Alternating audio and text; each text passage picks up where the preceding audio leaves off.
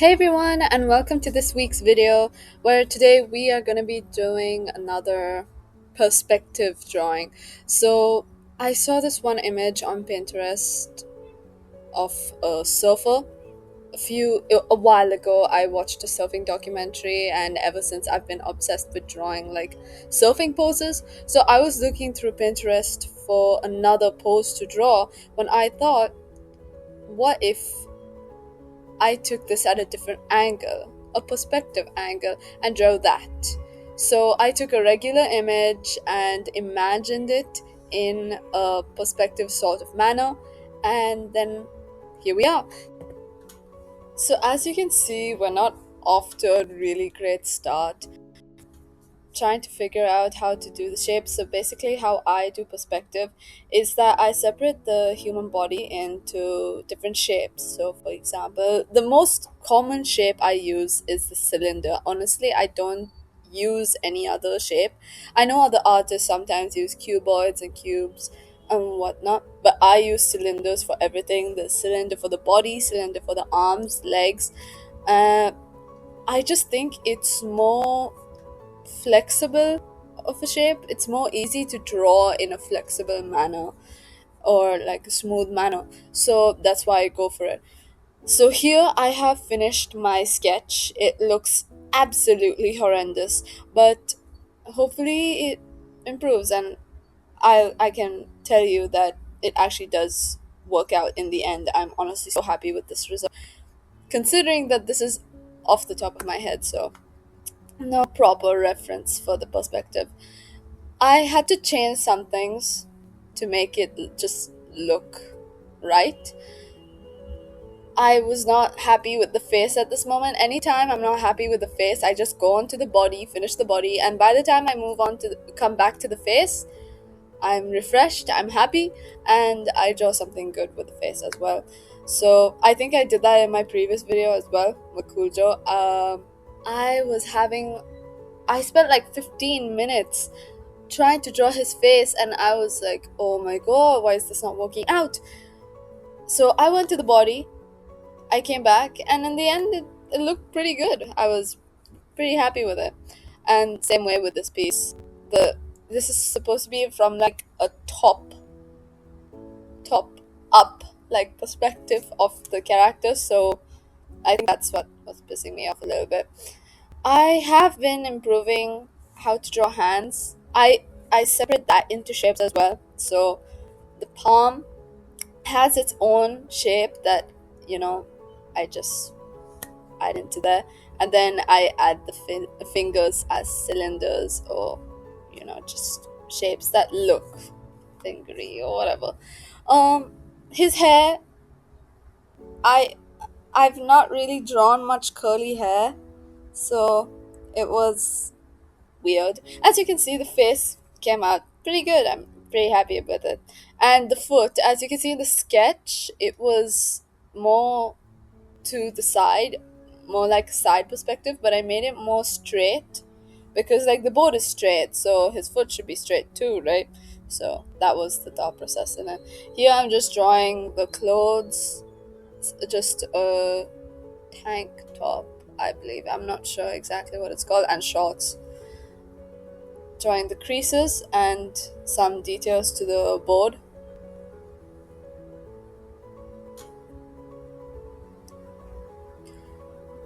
I think in the past, most of you know that I have drawn with a textured brush, but recently I have found myself just using a regular brush, that's totally opaque, there's no texture to it, and I feel like I worry less about the texture of my drawing and more about the actual content of it, and I like that. And the process of drawing the water in the background, as you can see, what I did was. Hello everyone, Safiyah from editing here, and I'm gonna be showing you how to draw water in this format because I failed to do it through voiceover multiple times, and so I figured that this would just be easier. As you can see, I have picked out a beautiful blue, and now I'm gonna take a darker shade of it not too dark, just a little bit to add some contrast. Soft blend and make it more of a variant of two colors rather than just one block color. Now you're going to use your lasso tool. I'm using the shapes. As you can see, I've made some random shapes over here, here you go. And you are gonna take a very light color and fill that in. You can use a soft brush or hard brush, it doesn't really matter. Then you're gonna go back in with your lasso tool. Actually, wait, you're gonna do that on another layer, just to be safe. Better be safe than sorry.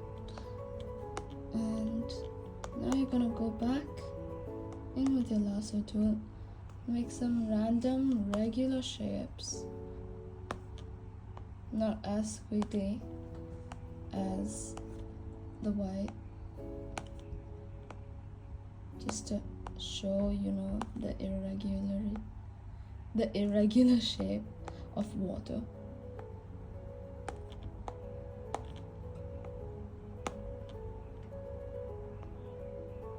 Just like that.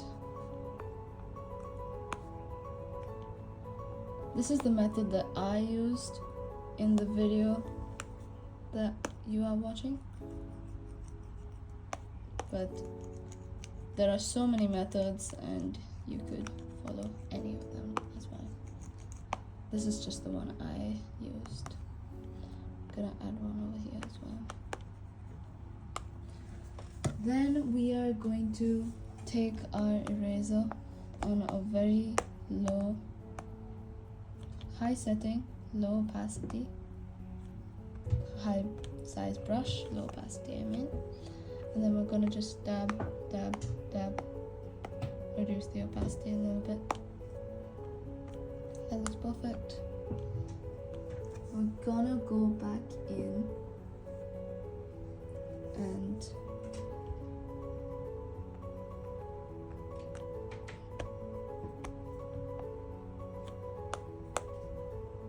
I'm not the best at drawing and explaining, I'm just alpha locked up. Now we're gonna reduce the edges, make some harsher edges disappear or erase, just like that. Now we are going to take this color of the lightly erased brush strokes and draw with it on top, just to show some uniqueness.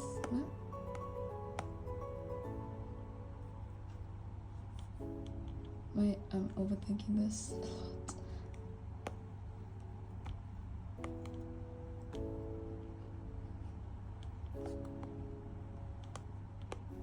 Now we're taking pure white and just drawing some random lines again. There you go. That's how I draw water. I draw the top of the wave, so it's like as he goes under. I'm not a surfing girl. I know nothing about surfing. I'm just drawing what I'm imagining. Okay, so let's keep it that way. I added shadows with the multiply layer, which was honestly such a game changer. I really loved it a lot. Draw some random lines to show the odd shadows that light going through water gives, and then I draw some water, you know, splashing across the board, because that I know, right? It's not like it's gonna be calm waters while they're surfing. No. So yes, I added that with a few water droplets everywhere, and then I decided, you know what, let's draw the foot. It looks really unrealistic if I didn't, so let's draw the foot. No, I did not look at any references for that. I just winged it. And it's pretty good. People, ugh, never mind. Anyway, I just did some rendering, some shadows, and then I kept comparing to see should I actually keep it as a foot or should I go back to the previous one. And I was like, for myself, I'm gonna keep it as a foot, like a proper foot, because why not? I didn't color the line art too much in this one because I felt like the black would, if I colored it, it would he would go out of attention. So yeah, and I drew some water going along his body because obviously he's in the water, he's supposed to be wet. And yeah, I for the shadows, instead of using gray, I used slightly bluish tone because it's water and it only makes sense. If any of you know who this is from and where this drawing idea, obsession, whatever came from, drop it in the comments. Because that's it for today's video. I hope you enjoyed it. I hope you learned a bit about how to draw water, about how I do my perspective, and hopefully you can implement it in your own art. Thank you all so much for watching. If you're new or have not done so already, please like and subscribe because it really does help me out and I really do appreciate it. And I'll see you all next week. Bye bye.